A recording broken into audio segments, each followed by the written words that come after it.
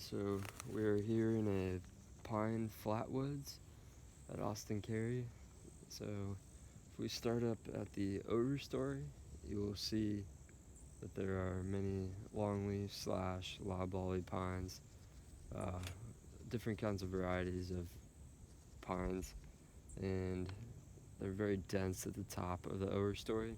And if you look at the mid-story, it's very empty, uh, not too much density, so you can see for quite a ways.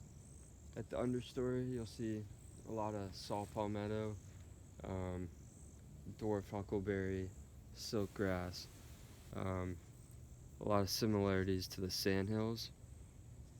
So if we move into some of the plants and species you'll see here.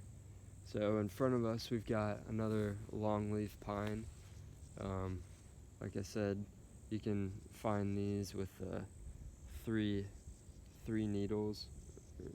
The needles are in bundles of three. Thick branches, but you can also find other kinds of pines in pine flatwoods, such as loblolly and slash, but here we're looking at a longleaf.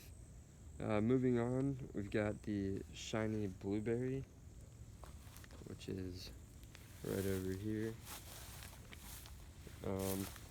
So for these, they're very tiny. They've got tiny leaves, simple and alternate leaves, and it's a woody plant.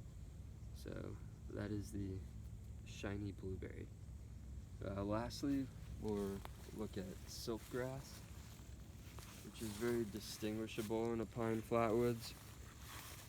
So if you tear the leaf, you will be able to see the shiny silver hair. It's very distinguishable, and this is a good resource of food for gopher tortoises. And then moving on, so human management aspect of pine flatwoods, it's very similar to sandhills in the fact that they're wild or for fire disturbances. The soil is also it's actually different than a pine or than a sandhill because there's some frequent flooding, but it doesn't last that long.